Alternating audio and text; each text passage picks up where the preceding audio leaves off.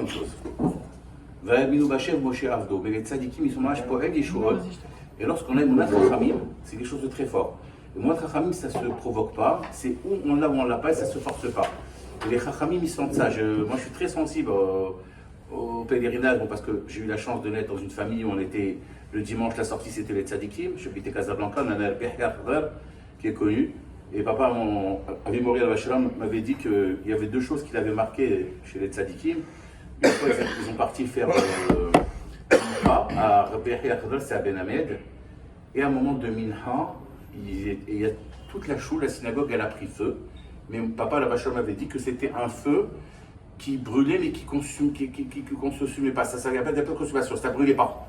Et il y avait un vieux rave, de son souvenir, il me disait qu'il avait, je ne sais pas, très âgé, qui s'est levé, entendu là-bas. Et en haut, il y avait Zarat Nashim, et il a fixé une femme, et il lui a dit en arabe, tout de suite, sors de là. Et dès qu'elle est sortie, cette dame, tout le feu s'est arrangé. C'est-à-dire que c'était un feu bizarre, c'était comme le buisson ardent, ça brûle et ça brûle pas. Voilà, donc, et mon père a vécu ça au Maroc de sa jeunesse, il a été imprégné de cette état de famille. Alors je vous raconte.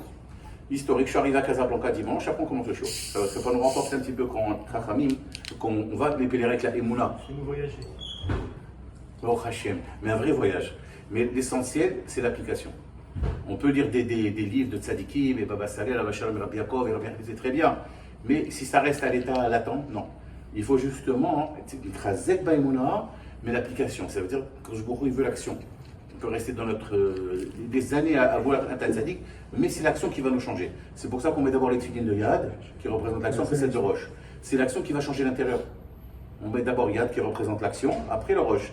C'est l'action qui va te changer. Jamais, tu peux dire, mais tu ne fais pas les mitzvot, ça ne te changera pas. Sur la route, donc, je vous la fais vite, ils m'emmènent sur la route, on s'arrête à Marrakech. Chaque détail est important, non? Et je dis, je voulais faire Mikra. Donc je vais voir Jackie Kadosh, qui est le président de la communauté de Marrakech. Un ami de longue date, très gentil, il m'accueille bien. Je lui dis, s'il te plaît, Jackie, tu sais, moi j'ai l'habitude de faire Mikra tous les matins.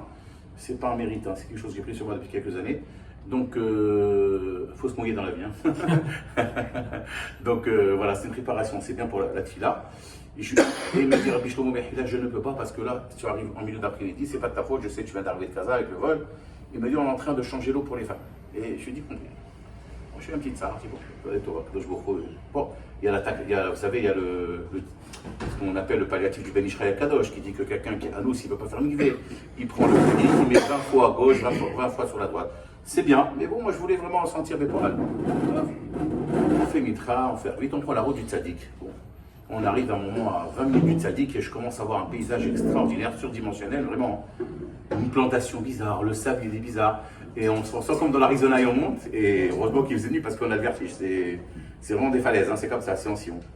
Et à un moment, je dis à mon ami qui s'appelle Michel, je dis, Michel, tu sais, il y a des gens qui m'ont donné à Casa des choses à pèleriner, faire des brachot et tout ça, pour prier pour eux, ils m'ont donné des gâteaux. C'est les Marocains, il m'a dit, tiens la mahia, tiens ci, tiens ça. Je dis, toutes les brachot qu'on va faire, ça sera à dire, va de Rabbi Mir Balanes et Rabbi Yahya ben Baruch, et Rabbi Chaim ben Diouel, Malav Shalom. Je me dis, d'accord, on arrive, il y avait, à 1h du moins quart, il y avait M. Omar, qui est le gardien du tzaddik, qui était prévenu, qui devait nous attendre devant la porte. On arrive devant la porte, personne, il klaxonne, on fait une demi-heure, une vieille dame vient, elle dit qu'elle a les clés. Elle nous ouvre, il dit, oui, fait Omar, le deuxième chef, il est parti faire des courses là-bas, c'est une fois par semaine, le chou qui descend. On rentre, et donc mon ami dit, voilà, ça c'est le rabbin, il va préparer la prière toute la nuit. Au cas où il veut se reposer, prépare une chambre dès maintenant. Il lui montre une chambre, il dit, ouvre cette chambre, tu mets la clim, tu mets l'eau chaude, tu mets un café, tu mets un lit, tu lui fais tout. Ok. Nous, on va embrasser le tzaddik en attendant, on ressort. Et elle n'a pas ouvert la chambre qu'il lui a dit. Il lui a dit, mais je t'ai dit d'ouvrir cette chambre, elle a ouvert une autre. Écoute, c'est pas grave, non, tu prends pas la tête. La pauvre, elle n'a pas ouvert cette chambre. On rentre. Mais il est surpris autant que moi, même plus que moi. Il me dit, c'est pas possible. La table sur laquelle on avait prévu de faire la Soudat Mitzvah, en l'honneur de Rabbi Mir Balanes et de Rabbi Chaim ben Diouel, il y a une méga photo de Rabbi Mir Balanes sur la table.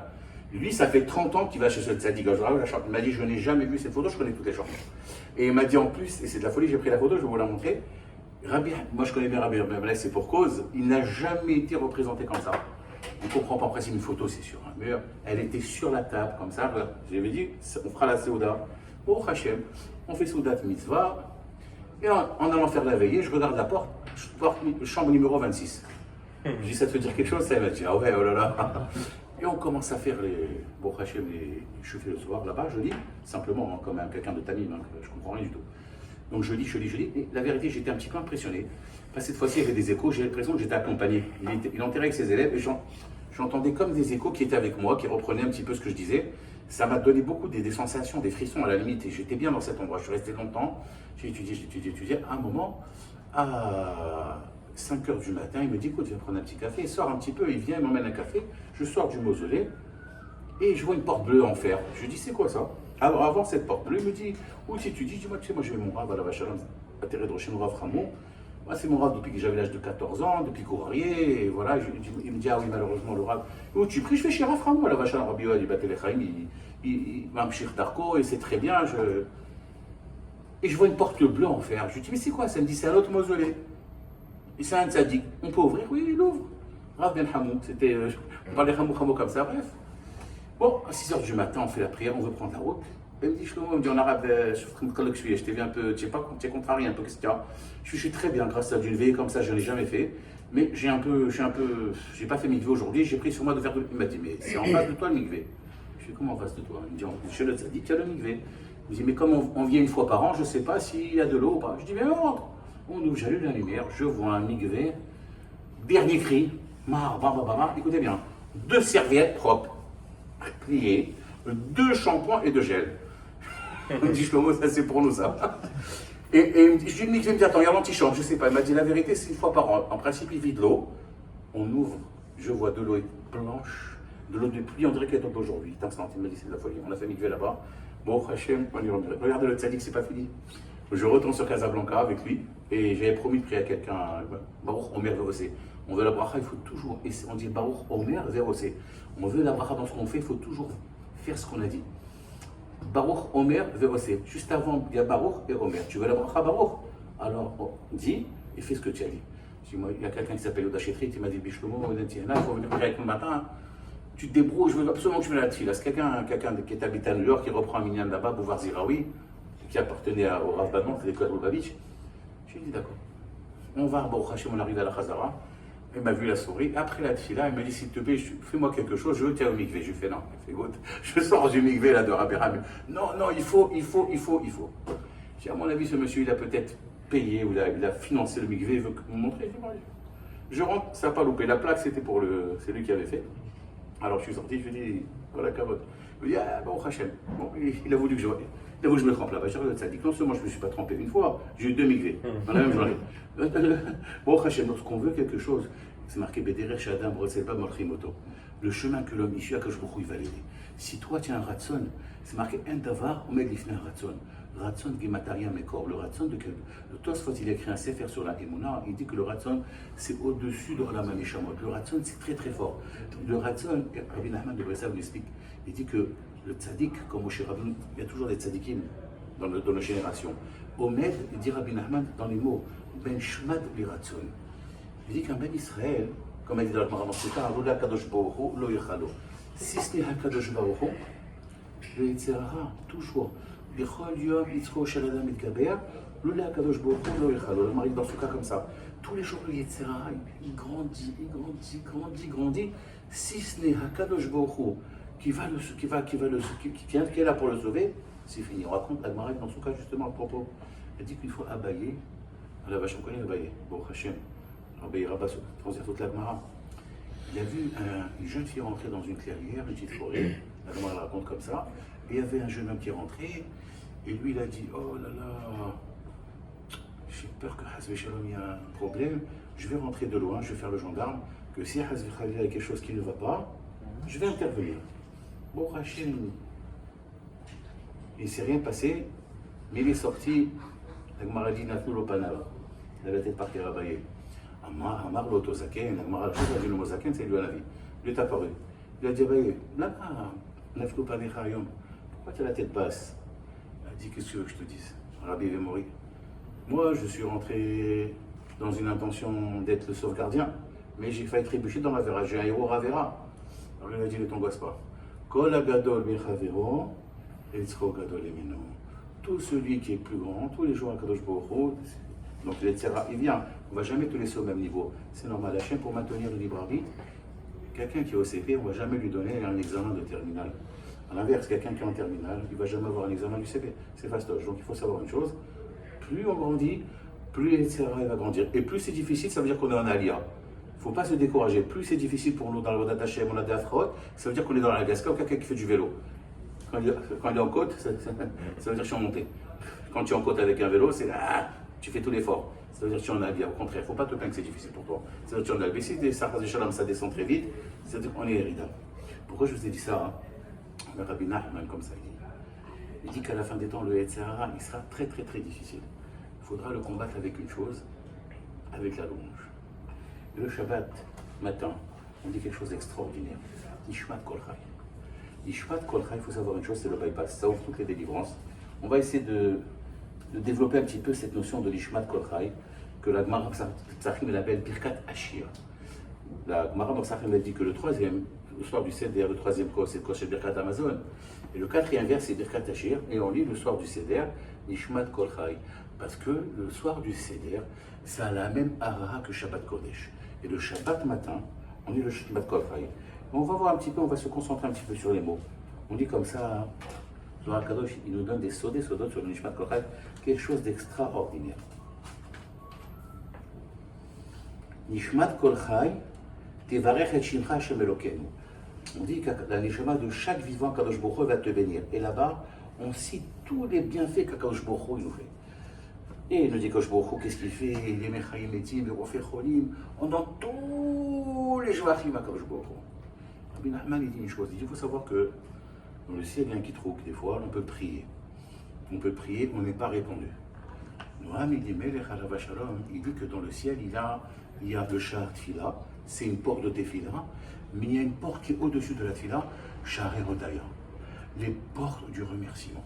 Sha'ar Hodaya, c'est, il dit Noam, il dit, Melech Alav Shalom, qui était tzaddik et Sotolam, là c'est le 21 Adar, que lui, tellement que c'était un tzaddik, le jour que sa fille, elle a accouché, un nourrisson, il était assis dans la cuisine avec elle, elle lui donnait à téter le nourrisson, il y avait son épouse, et un rave qui connaissait le Hamid Meller, et à un moment, la petite, sa fille, elle donnait à téter au nourrisson, et le nourrisson spontanément, il tapait comme ça. Bon, c'est instinctif, il tape. Et le rave, il s'est levé, le Hamid Meller a dit, mais qu'est-ce qu'il fait ce bébé-là? Il tape sa mère. C'est marqué, va vivre bon, c'est marqué dans Mishpatim. Celui qui tape ses parents, il va mourir ça, la Rabbi a dit, gros d'arabe, calme-toi. Toi aussi, peut-être que quand tu étais bébé, tu as fait ça. Il a dit, moi j'ai tapé ma mère, il a couru, et à l'époque, c'était les bains, il y avait le feu, c'était des feux qui réchauffaient, il a mis sa main, il s'est brûlé. Dans le ciel, il nous l'a donné une nouvelle main. Quand on lui serrait la main, il a dit, cette main-là, c'est une nouvelle main. Regardez, il a gelé 21 ans, à la Vachalon, pour montrer que le tzaddik que c'était. Il a gelé 20 ans, il a dit 7 ans, soi-disant, pour ses péchés. Il a dit qu'il avait des péchés. Bon, 7 ans, il a gelé pour ses péchés. 7 ans pour que Am Israël fasse tchouva. Les Chachamim de l'époque, ils ont dit que chaque Ben Israël, chaque Mashiach va venir, chaque Hirour tchouva, c'est Bisrout Noam Meder. Lorsqu'un juif va se réveiller pour faire Avodat Hashem, avant que Mashiach vienne, toutes les générations après lui, c'est Hirour tchouva, c'est-à-dire quelqu'un qui a une torée ou un réveil, c'est grâce à Noam Meder. Et 7 ans, il a pris Galout sur lui pour activer la Géoula. Donc, c'est incommensurable. Il a été mettre sa main dans le feu et du ciel on l'a donné. Lui, il dit comme ça dans son livre, il y a ce qu'on appelle le Sha'ar Hodaya. Sha'ar Hodaya, c'est le porte du remerciement. Parce que des fois, malheureusement, moi je ne suis pas méritant, je peux prier chez Akadosh Baruch Hu. Alors qu'est-ce que je dois faire? Midrash, il donne une métaphore, il donne une image. C'est comme quelqu'un, vous voulez voir le roi, il est rentré au palais. On a dit, monsieur, pour voir le roi, tu rigoles, il faut prendre des. Il y a des barrages à faire, il y a le secrétaire, il y a le bras droit, le bras gauche, le bras central, et va là-bas, et attends, et dans 6 mois, et dans 2 ans. Je lui ai dit, monsieur, je peux voir le roi, qu'est-ce qu'il a fait? Il a pris un petit violon, pendant 1 heure. Le roi, il a dit à ses gardes, qu'est-ce qu'il fait celui-là? Il dit, je sais pas, il dit, demandez ce qu'il fait. Il dit, qu'est-ce que tu fais ici? Il dit, je veux chanter. Pour qui? Pour le roi. Ils sont retournés. Ils ont dit, je veux chanter pour le roi. Laissez-le, il n'y a pas de problème. Laissez-le. Jusqu'à que le roi il a dit, laisse-le rentrer, il rentre dans ma chambre, il va. Le machin, c'est quoi? Lorsqu'on commence le matin à prier, on fait psouké des imras. Pourquoi on dit psouké des imras? Les amers, ça veut dire ça a deux sens. C'est chanter et c'est élaguer. Les forces du mal, elles ne veulent pas que notre prière soit écoutée. Elles viennent nous accuser. Donc on doit chanter au dos d'Hachem. Il faut chanter les souquets des Imra. Lorsqu'on chante, on occulte automatiquement les forces du mal. Donc c'est le chasse-neige. Souquet des Imra, ça nous enlève comme ça. Qu'est-ce qu'on arrive? Comme on a fait souquet des Imra, on peut demander tout à Kadosh Baruch Hu dans la Hamida. Mais si on fait comme ça, les souquet des Imra, comme ça on chante, on arrive dans la Hamida, on est bloqué, on a la tête, on n'est pas concentré. Il faut se préparer. Surtout, malheureusement, c'est un minhag qu'on n'applique pas, c'est une halakha, c'est pas nous qui le dit, c'est le Chafetz Chaim. Il ramène le nom du Chida. Chafetz Chaim écrit rationnel, il dit que tout celui qui chante Az Yashir Moshe, Meshirav, Ouvene Ima, la Shirav, Mochani, Lokolar Volotav. C'est-à-dire, tous les jours, on peut avoir Yom Kippour grâce au chantant. La force du chant, c'est quelque chose d'extraordinaire. Alors, dans certaines communautés, on nous laisse chanter. Il y en a, ils ne veulent pas nous chanter. Alors, il ne faut pas faire de marloquette, mais c'est dommage. C'est une halakha de Mishnah Berurah. C'est le Chafetz Chaim qui ramène ça. Ce n'est pas des Mekoubalim, ce n'est pas des Ségoulottes, c'est le Chafetz Chaim dans le Mishnah Berurah, qui étudie dans toutes les yeshivot. Il étudie les yeshivot aussi. Tout celui qui s'efforce à lire la Shira en chantant le matin, Mochani lo kol havonotav. C'est quelque chose d'extraordinaire. Alors comme ça, ils disent Chachamim, ça ressort pas. Tu arrives devant le palais du roi, tu veux rentrer chez Kadosh Baruch Hu, mais malheureusement, il y a des avérotes par-ci, des avérotes par-là, on te contraint malheureusement. Alors chante déjà. Azamer Elohim. Il faut chanter un côté. Et il y a un stock, il faut savoir une chose. Quand je me sens pas bien dans une fila, comment je peux avoir une délivrance? Des fois, j'ai pas envie de prier. Je suis bloqué, j'ai la tête qui est prise. Alors, il y a quelque chose d'extraordinaire. Le Chachamim nous donne un sod. Ils disent que les Nevi'im, les prophètes, ils sont Yonek, mais Netzar Verod. Netzar Verod, c'est quoi? C'est les genoux, qui correspondent à deux dimensions dans les sphirotes, que tous les prophètes, ils prennent leur force là-bas. Et comment ça se passe? Alors, il faut savoir qu'il y a un clal à savoir. En din, nitkan et la beshorcho. Le din, tu peux uniquement l'abolir à sa racine. Alors, il faut savoir que Elohim, c'est le din. C'est le din. Yud Kevav Kevan, si c'est Hachem, c'est la miséricorde. Et Ekev, c'est le talon. Il dit Rabbi Nachman un grand yesod. Quand tu as des afraot, quand tu vois des épreuves, quand tu as pas t'en sortir, qu'est-ce que tu fais? Tu prends, tu tapes tes deux pieds. Et qu'est-ce que ça fait combien?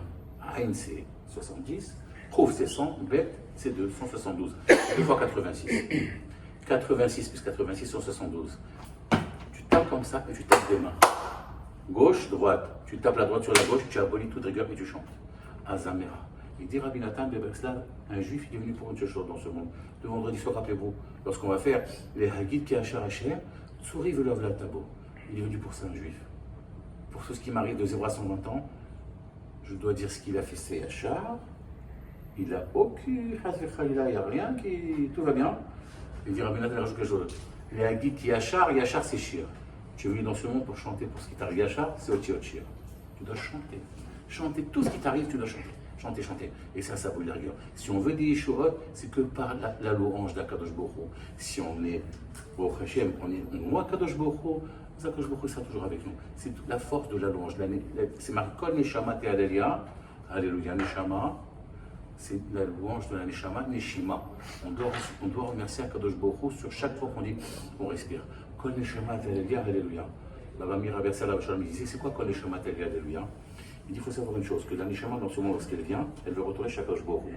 Chaque fois qu'on respire, la Neshama, elle veut quitter le corps, elle veut retourner chez Akadosh Baruch Hu, il la remet. C'est pour ça qu'on doit remercier. Kol Neshama, Neshima. La Neshama, elle veut partir.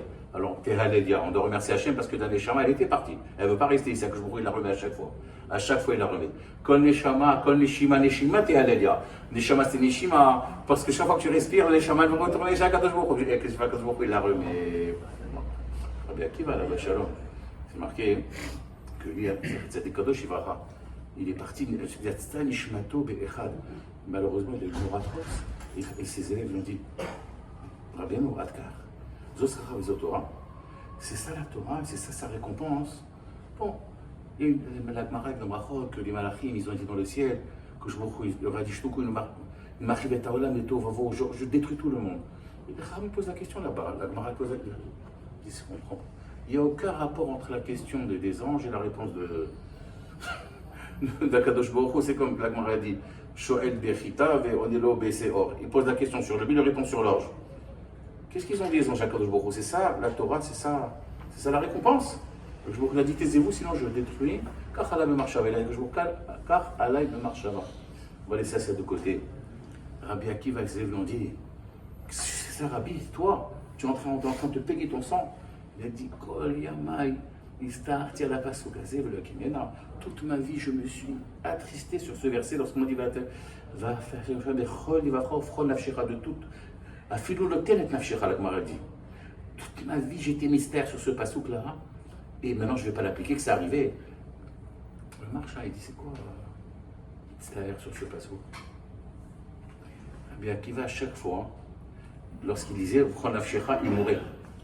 Et après, il lui ramener la vie. Il était mystère pour ça. C'est ça qu'il avait été mystère.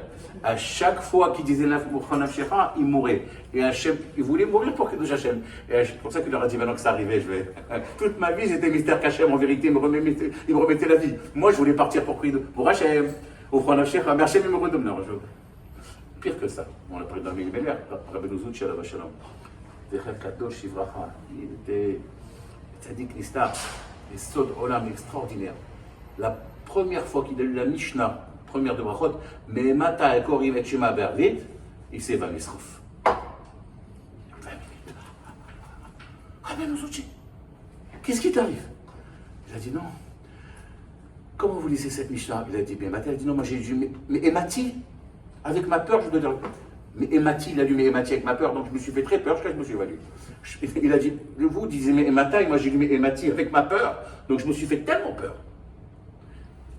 Lui, il était très bête, c'était quelqu'un qu'on ne pouvait pas soupçonner sa doucha.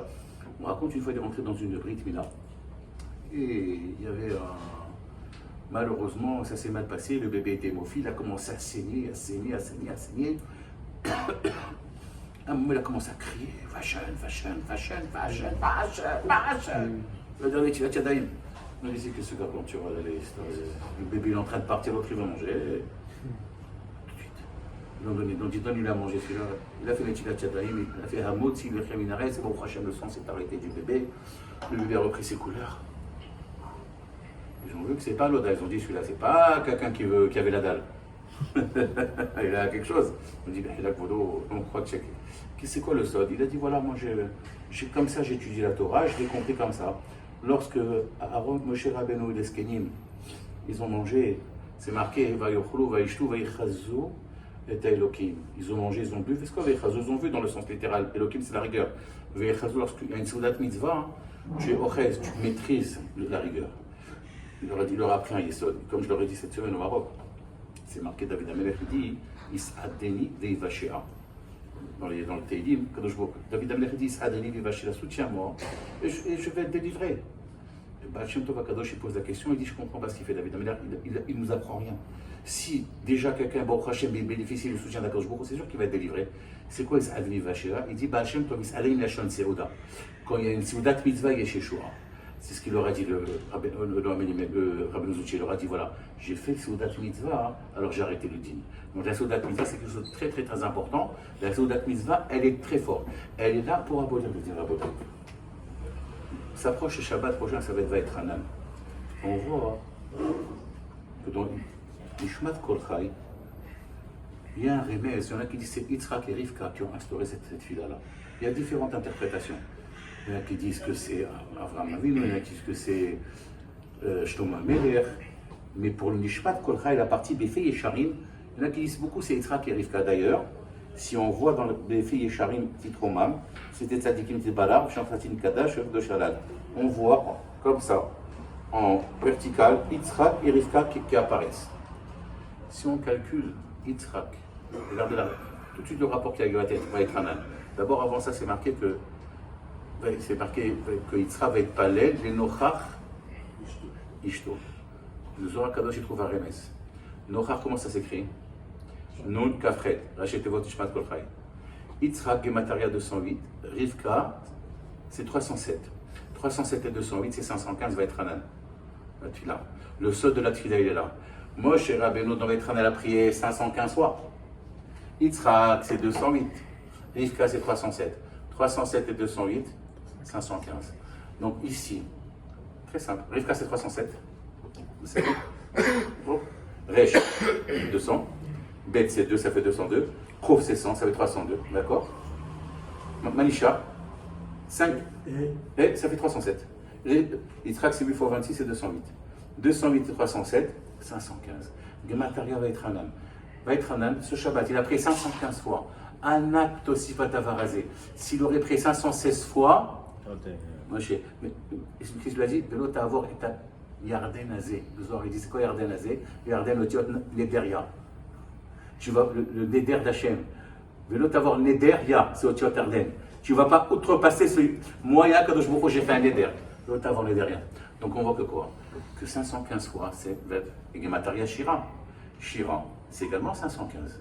Donc on voit que quand on prie en chantant, nous avons la délivrance. Même Moshe Rabbeinu Alav Shalom, lorsque Malach HaMavet il est venu pour lui prendre un échama, il lui a dit pousse-toi. Il a dit Kishem Hashem Ekravo Godel Elohim. Il a chanté, il a dit ah, si tu chantes, je ne peux rien faire pour toi. Même le Malach HaMavet, quand on chante, on ne peut rien faire. La chant d'Akadosh Baruch Hu est très puissant. Donc on voit, on a retenu que quoi hein, que pour être délivré, il faut la louange. On ne peut pas, si on veut. Aujourd'hui, on n'a plus, moi j'ai plus le mérite de prier, tout ça. Je dois louer Akadosh Baruch Hu, le remercier, les Etov Hashem. Tout ce qui m'arrive, je te remercie Hashem. Gamzou les Tova, hein. Ish Gamzou, c'était le maître de Rabbi Akiva. On l'appelle Ish Gamzou, parce que lui, tout ce qui lui est arrivé, c'est Gamzou Tova. Mais son élève Rabbi Akiva, il disait Kol David Chamana et Tavavi. Tout ce qui fait Hashem, c'est bien. Je lis une fois dans l'affaire Beth Aaron, qui a été écrit par le Gabay, qu'on soit un peu comme, que je sois comme lui, le Gabay du Radbour de Bobov dans les années 92, que j'avais vu à la Vachalom avec le Rabbi David Ferrier. Il est parti voir le Radbour de Bobov à Brooklyn, il m'avait offert ce livre-là. Il avait ramené, il dit apparemment les Chahora, il n'y a pas de différence entre Nachum Ish Gamzou, le maître de Rabbi Akiva, qui disait par tout ce qui lui est arrivé, Rabbi Akiva, qui dit Kol David Ramal et Tavi, tout ce qui fait Hashem c'est bien. Il dit oui. Il y a une différence.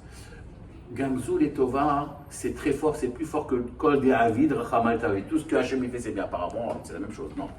Rabbi Akiva, il dit quoi? Kol David Ramal Tavi, tout ce qui fait Hashem c'est bien. Ça veut dire, il identifie que c'est mal, mais il dit que c'est pour le bien. D'abord il dit aïe, après il dit mais c'est bien. De facto, Nachum Ish Gamzou dit c'est tov. C'est du bien. Je réfléchis même pas. Zetov, il a été sauvé. On sait très bien que l'empereur romain, une fois c'était son anniversaire, ils lui ont donné des. Ils l'ont rempli, il avait une bonne tête qui passait partout, ils lui ont donné une bonne malle remplie de tous les trésors. Il représentait à Israël, il a dormi dans l'auberge, ils lui ont volé tout, le pauvre, et le matin, il a dit bon, il a dit ben c'est très bien, comme vous êtes on va donner le cadeau, mais c'est du sable, bah oui, mais c'est Baruch Hashem, c'est du sable, il est parti comme ça. Il est arrivé devant l'empereur, ils lui ont dit bon, on va te tuer. Et l'empereur il marchait, moi il a dit quoi, foutez de moi, tuez-le. Il est en avis, il a pris l'apparence d'un ministre, il lui a dit mais vous savez c'est quoi ce sable? C'est pas n'importe quel sable ça. Ouais, c'est le sable d'Abraham Avinu où il a gagné 4 guerres, 4 rois. Il prenait le sable, il jetait, ça faisait des javelots. Faites un test, ils ont fait un test. Merci les juifs. Il a dit mettez ce sable dans mon coffre-fort et remplissez tout des trésors pour lui. Pour Hachem, Gamzou et Tova. Mais c'est quelque chose, il faut le vivre ça. Un juif, on doit s'éduquer Gamzou et Tova. Pourquoi? Parce qu'on a un Yetzera, nous on veut diriger notre vie. Notre vie, elle n'est pas dirigée par nous-mêmes. Elle n'est pas à Kadosh Baruch Hu. C'est toi Hachem qui nous fait. Oh Hachem, lorsqu'on met, des fois un peu on empêche Hachem d'un peu d'agir, excusez-moi, je parle pour moi. On a l'impression qu'on va l'aider, ou qu'on va lui dire c'est bon là, jusque là je me débrouille. Hachem, tu as le pilotage automatique. Je te donne c'est toi qui as toutes les commandes. Là notre vie elle va changer. Mais si tu tiens le volant et moi je tiens le volant, c'est pas bon. On a l'impression, laisse Hachem Akadosh Baruch Hu, laisse qu'il fasse. Laisse Hachem tout et tout ce qu'il fait, tu vois, c'est marqué. Le mois d'Av, il vient nous éduquer quelque part. Le mois d'Av, la Gemara Brachot, elle dit que tout celui qui voit haute tête, la lettre tête, avoir une bonne tête pour ça, hein, déjà, dans son rêve. Il s'appelle les Yeshua, les Rotiamim, les Parnassar, les Osher, les Kavod. Et c'est marqué dans quoi? Dans Pérek tête de la Gemara Brachot, tête. Tête, c'est valeur numérique de 9. Alors, on va me dire quoi de 9? Il y a un problème. Parce que les deux temples se sont détruits. Le 9. Alors c'est quoi? C'est 9, c'est bien ou c'est pas bien? Tu me dis qu'au Pérec 9, au Pérec tête, le Mrabachot, si quelqu'un il rêve d'un lettre tête, il espère la longue vie, le bonheur, la joie, tout ce qu'il veut, et après tu vois que les deux temples se sont détruits. Alors Marie dit dans son terrain, Aïn Tova Ivorar. Aïn Tova Ivorar, celui qui a un bon œil. il va être béni. Il ne met pas la inara. On verra Kadosh Baruch. Nous, on s'appelle des Bnei Israël. C'est Shir El. Chanter pour Hachem et Yachar El. Tout ce qui m'arrive, c'est Kadosh Baruch. Direct, je pointe le doigt sur Hachem. Yachar El, Shir El. Ça va avec. Dès que je pointe le doigt sur Hachem, je dois chanter avec. C'est fini. Dans la plus grande race, elle s'arrange. Parce que tu as mis Hachem. Hachem, il veut que tu le places. Il te laisse dans la nature et il veut savoir ta émouna. Qui c'est qui t'a mis une tarte? C'est Hachem ou c'est ton copain? Ou c'est lui ou c'est Hachem? Yachar El, Shir El. Donc le tête en vérité, regardez la sémantique dans la Torah. Même dans les lettres, on sait que le mot Aleph, il est comparé de deux Yud et un Vav. C'est 26. Aleph Aloufo Shel Olam. Et Aleph, si vous le calculez, c'est 111. C'est 1, c'est indivisible. Dans la lettre, tu as des. C'est extraordinaire. 1, c'est indivisible. Echad. La lettre tête, elle est comme ça, elle est un peu pliée de l'autre côté, pour te dire que le mois d'Av, le jour il y a un mois, on a parlé. On a dit que les deux mois Tammuz et Av, le Ben Islach a dit qu'ils correspondent aux deux yeux. Et Esav, il a volé 2 yeux à qui? À Yaakov. Il doit voler les 2 mois de Tammuz et de Av. Pourquoi c'est 2 mois? Parce que malheureusement, c'est les 2 mois où on est fragile. On voit des choses qu'il ne faut pas. Il y a des femmes qui passent en tenue de chair, ça nous coûte cher à l'année Neshama. Il faut faire attention. Donc c'est les 2 mois où Esav, il est yonek là-bas, il prend là-bas. Et on vient t'éduquer aussi que dans la lettre tête, il y a un côté qui est fermé pour te dire que le mois d'Av, tu dois t'éduquer non seulement de ne pas voir les mauvaises choses, mais lorsque les choses elles sont fermées, obscures, tu dois être sûr que c'est Tov là. Tu dois regarder du côté Tov, Aïn Tov Ivorach. Quand tu vois les choses à Koshbouko, là tu auras la bracha directement. Et pour ça, j'aime accuser. C'est ma femme, c'est celui-là, il m'a fait ci, il était jaloux, mon voisin, il m'a renvoyé, il m'a fait Inara, tout ça, c'est pas des discours pour nous. Il doit être avec Hachem. Le mois de Av, il vient t'éduquer. Av, c'est Akadosh Baruch Hu, Abba. Av, Aleph, Bet. Et il faut savoir une chose justement, que des fois dans le plus grand digne, il y a le plus grand raham. Il faut savoir une chose. Dans la plus grande rigueur, nous on doit avoir cet émouna, comme les tzadikim, que tout ce qui fait Akadosh Baruch Hu, c'est le Tova et l'Ivracha. On va continuer. Befi et Sharim. Pourquoi Befi? Le Zohar il dit que Befi, ça en fait rappel 3 tzadikim. Bet, c'est Boaz. P, Paltiel Ben Lakish, Yud, c'est Yosef, qui ont été Shomer Brit Kodesh. Bet, c'est Boaz, Befi. P, c'est Paltiel Ben Lakish, Yud, c'est Yosef Hatzadik. Donc on les associe pour Hachem, pour cette louange-là. Ben Ishraï Kadosh, il dit que chaque juif, même pas shoot, alva qu'on soit des pshoutim, vous savez que le Shabbat, on ne met pas les tefilines. Et pourquoi le Zohar dit Kadosh qu'on fait Nishmat Kotraï? On reçoit un cadeau. Qu'est-ce qu'on reçoit Shabbat comme cadeau? La Neshama Yetera. La Neshama, la Gemara dit dans Betsadaf Tevav, Tetvav. Rachid dit Rochav Lev. C'est quoi la Neshama Yetera? C'est quoi Rochav Lev? Il faut savoir que chaque juif est doté d'un potentiel pour Avodat Hashem. Dans le limoud, il y a un qui est plus baqué dans l'alacha. Donc le Shabbat, on te donne un moteur turbo. C'est-à-dire on t'amplifie tes aptitudes. Tu deviens encore plus fort.